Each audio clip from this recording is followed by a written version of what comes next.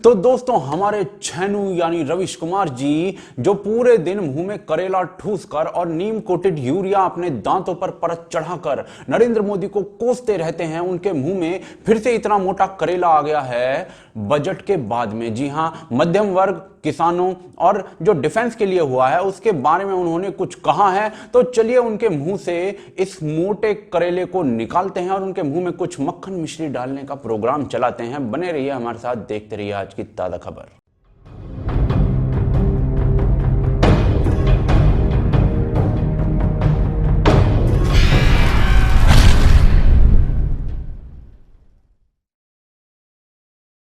तो दोस्तों आज से 2-4 दिन पहले बजट आया भारत सरकार का, उसमें 3 मुख्य बातें हुई। पहली तो बात यह हुई कि जो मिडिल क्लास है ना, उसमें 5 लाख तक कमाई करने वाला आदमी अब टैक्स नहीं भरेगा।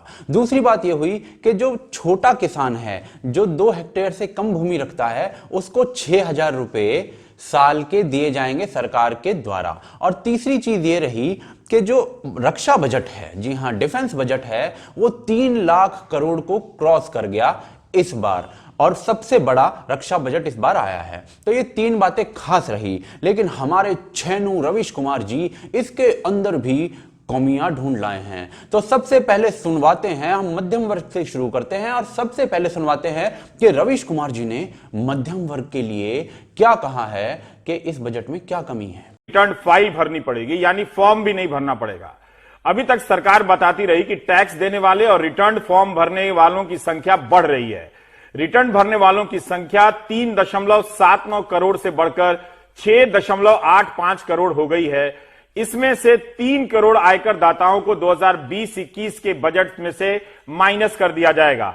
इनसे 18,500 करोड़ का टैक्स सरकार को मिल रहा था, यानी इतनी छूट सरकार ने दी है।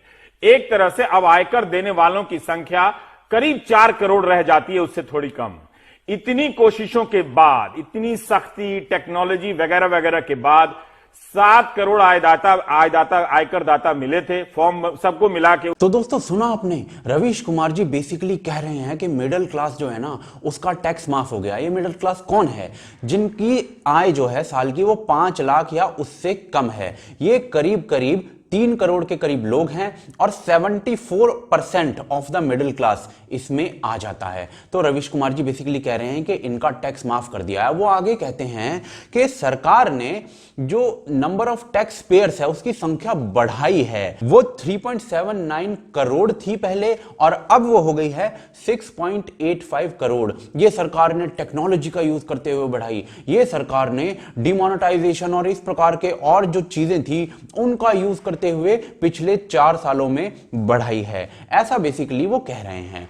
अब उसके बाद वो कह रहे हैं कि सरकार ने जो मिडिल क्लास के लिए टैक्स माफी दी है 5 लाख तक की, इससे जो बढ़ा हुआ टैक्स बेस था ये फिर से 4 करोड़ हो गया है। तो भैया आपने ये जो टैक्स नंबर बढ़ाया था, ये जो टैक्स बेस बढ़ाया था, ये बढ़ाया ही क्यों था? चलिए बहुत अच्छी बात है। अब मेरी नजर जाती है एनडीटीवी के एक आर्टिकल पर। जी हां, एनडीटीवी ने एक आर्टिकल लिखा हुआ है, उसमें कह रहे हैं कि सरकार क्लेम कर रही है कि नंबर ऑफ टैक्स पेयर्स बढ़ गए हैं। यह बिल्कुल गलत है। जी नहीं, नंबर ऑफ टैक्स पेयर्स में जो बढ़ोतरी हो रही है सरकार उसे गलत तरीके से प्रोजेक्ट कर रही है। इनफैक्ट जितनी बढ़ोतरी इस साल हुई है उतनी ही बढ़ोतरी हर साल, यानी साल दर साल 2010, 2012, 2014 हर साल इतनी ही बढ़ोतरी होती रहती है। तो सरकार जो क्लेम कर रही है कि टैक्स बेस में बढ़ोतरी हुई है डिमोनेटाइजेशन के बाद और टेक्नोलॉजी के प्रयोग के बाद, वो गलत है। और आज रविश कुमार जी अपने वीडियो में क्लेम कर रहे हैं कि 3.79 करोड़ जो कि आजादी के 65 सालों तक टैक्स पेयर थे, उसकी बढ़ोतरी हो गई है 6.85 करोड़, यानी ऑलमोस्ट डबल हो गया है सिर्फ 4 सालों में। 65 सालों में 3.79 करोड़ और उसका डबल सिर्फ 4 सालों में। यह क्लेम कर रहे हैं रविश कुमार जी अपने वीडियो में। तो पहले झूठ बोल रहे थे या अब झूठ बोल रहे हैं? अब झूठ नहीं बोल रहे हैं, अब दूसरा झूठ बोल रहे हैं कि भैया जो आपने टैक्स बेस बढ़ाया था वो तो आपने दोबारा से कम कर दिया। दोस्तों इससे पहले इनकी कंप्लेंट थी कि मिडिल क्लास के लिए कुछ नहीं कर रहे हैं, ये एनडीटीवी का आर्टिकल है, मिडिल क्लास के लिए कुछ हो नहीं रहा है। लेकिन अब मिडिल क्लास के लिए कुछ कर दिया है तो भी इनके पानी में नमक पड़ गया है। और दूसरी बात ये, अपने वीडियो में रवीश कुमार जी कह रहे हैं कि 18,000 करोड़ रुपया जो है वो मध्यम वर्ग का माफ कर दिया है, तो इन्हें बहुत दुख हो रहा है, उनकी चूड़ियां टूट रही हैं। लेकिन रवीश कुमार जी आप ये बताइए, एनडीटीवी आप ये बताइए कि जब मध्य प्रदेश में लोन माफ हो रहा था तो आपके माथे पर कैसे सिंदूर पड़ रहा था, कैसे आप बाछें फैलाए इसका स्वागत कर रहे थे। और आज जब मिडिल क्लास के लिए कुछ हो रहा है तो रवीश कुमार जी ऐसे बिहेव कर रहे हैं जैसे किसी ने इनके वाईफाई का पासवर्ड मांग लिया हो इनसे, जैसे किसी ने इनसे इनकी किडनी मांग ली हो। अब आते हैं दोस्तों रवीश कुमार जी के दूसरे करेले की तरफ। रवीश कुमार जी कह रहे हैं कि 1962 में जो बजट था ना उससे भी बेकार बजट है ये बजट डिफेंस के लिए। कैसे? क्योंकि 1962 में भी जो बजट था वो 2% से काफी ज्यादा था जीडीपी के हिसाब से, यदि हम देखें, यानी कि जीडीपी का इस बार सिर्फ 2% है बजट डिफेंस के लिए। ये 2019 की मैं बात कर रहा हूं। तो ये कहा है रवीश कुमार ने और उसे 1962 से कंपैरिजन कर दिया है। तो क्या रवीश कुमार की ये बात सच है? जी हां, ये रवीश कुमार की बात सच है, लेकिन ये झूठ से भी ज्यादा धोखा देने वाली बात है। कैसे? वो मैं अब आपको बताता हूं। इस बार का जो डिफेंस बजट है वो है 3,18,931 करोड़, यानी 3,18,931 करोड़, जो कि पहली बार 3 लाख को पार किया है और सबसे ज्यादा आज तक का बजट है। पिछले बजट से ये करीब 6.87%, यानी करीब करीब 7% ज्यादा है। अब 1962 से आज का हम कंपैरिजन थोड़ा सा कर लेते हैं और रवीश कुमार जी का ये करेला जो है ना इसको फैलाने से रोक देते हैं।